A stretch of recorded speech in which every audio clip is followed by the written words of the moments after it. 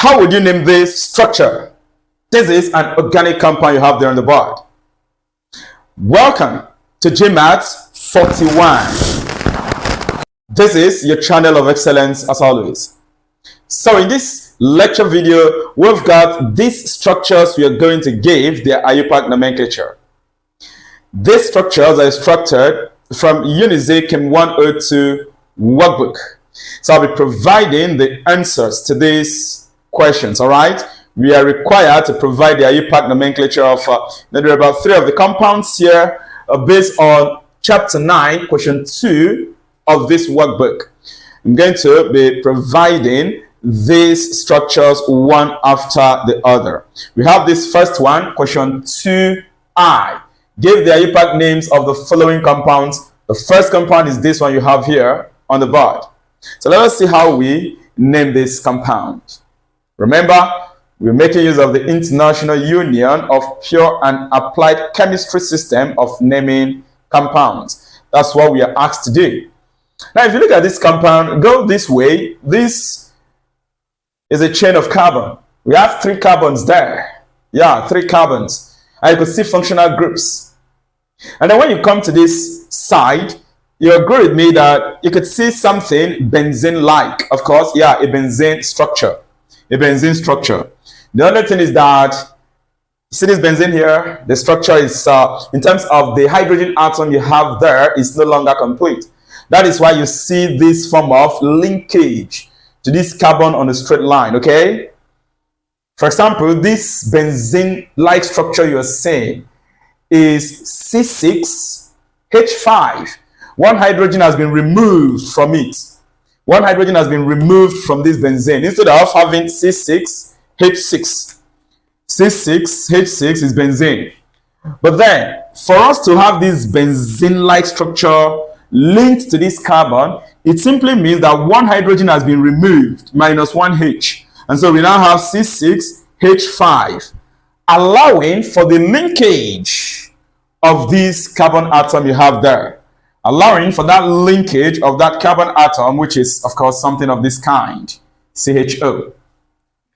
Now, when we have this form of benzene-like structure, C6H5, I had talked about something like this in one of my previous videos on this channel. Remember, on this GMAETS 41's channel, you've got full-blown lecture videos on IUPAC nomenclatures of the 14 homologues that you are learning. And of course, beyond just IUPAC nomenclature, each of the 14 homologues are thereabout, yeah, from alkane to alkane, alkyne, alkanol, down to nitrides.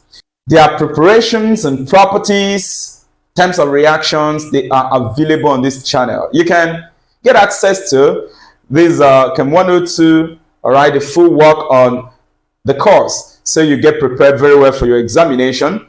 Just slide through to the playlist of this channel, and of course you see the lecture videos. Become a channel member and you get access to these full lecture videos, okay? Now, we refer to this compound as phenyl.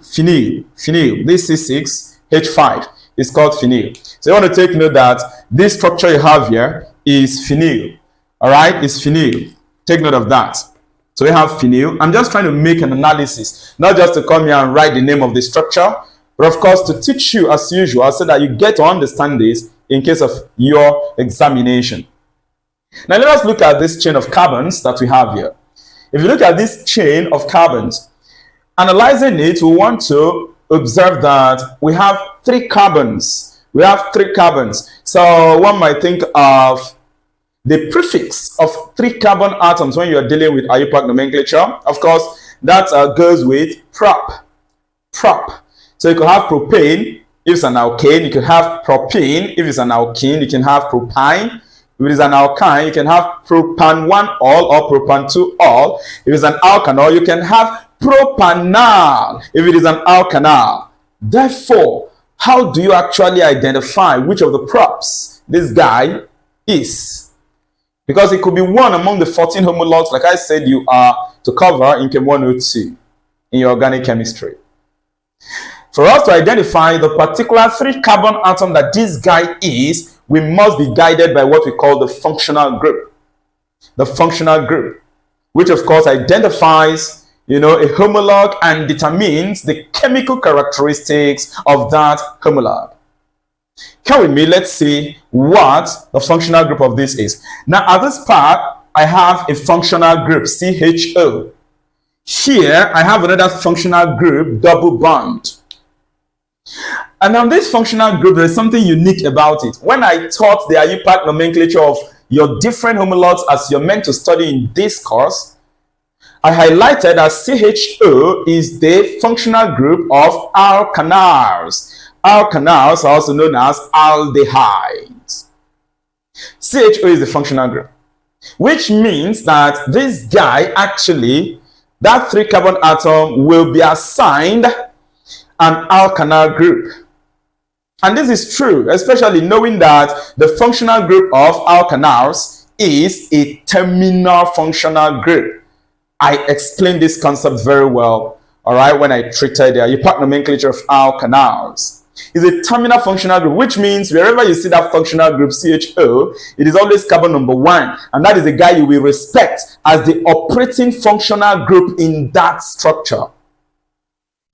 Now come over to this. This is double bond, which links this compound to an alkene. Alkene is a reactive functional group also. Therefore, if you're given the name of this 3-carbon atom, we must respect the fact that somewhere within the chain, we have double bond. Having said this, to give the name of this 3-carbon chain, we want to remember that we have the al group, alkanal. We want to remember that we have the in group, functional group, alkene. So how do we handle such structure in terms of the IUPAC nomenclature? It will go as alk something enal, alk something enal, in for the double bond, al for the alkanal. Now what is that something? Because I said alk something enal. That something is a number, the position of the double bond within the chain. And here, like I said, this is the operating functional group. That carbon will always be carbon number 1. That is something very unique about alkanal. So this is 1, 2, and 3. So we have the double bond on carbon number 2, because after carbon number 2, you see the double bond. So this is going to be alk 2 enal. But which alk is that? Remember, we are respecting that the operating functional group here is an alkanal. Now we have 3 carbon atoms here. That will be prop, make it propanal. But we can't go as propanal. We must break between the prefix and the suffix name of this 3-carbon atom because of the double bond we have there. Remember I told you alk something enal. So this will now become prop 2 enal. That's good. That's the name of this part, prop 2 enal. I believe I've been able to break down this concept, demystifying the knowledge here, right? Making it 1 plus 1. Having said this, we know the name of the parent. The name of the parent is prop 2 enal. Prop, because we have 3 carbon atoms in the chain. 2, because we have double bond on the 2nd carbon atom. And then enal, that in, respecting the name, alkene. And then al, respecting the operating functional group, CHO for alkanal, right? Now let's give the IUPAC nomenclature of this structure. This guy becomes an attachment, this phenyl. And this attachment is on the 3rd carbon atom. So it's going to be 3-phenyl. You conclude with the name of the parent. So the IUPAC nomenclature of this structure is 3-phenyl, saying that on the 3rd carbon atom of the parent, you have phenyl attachment. And then there is no other attachment. Conclude with the name of the parent. Prop 2 enal. I hope you enjoyed this, right? That's good. There are much more to learn from this channel. If you're here to subscribe to the GMAETS 41 YouTube channel, this particular channel, click on the subscription icon. Turn on the notification bell. Select all so that whenever I upload any content or come on live, you will be the first person to be notified by YouTube that GMAETS is on now for you. All right, so you can come up, connect, and learn something very, very important that you need, both to be able to handle your workbook and, of course, to sit for your examination confidently with the A splash in view. No one takes it away from you.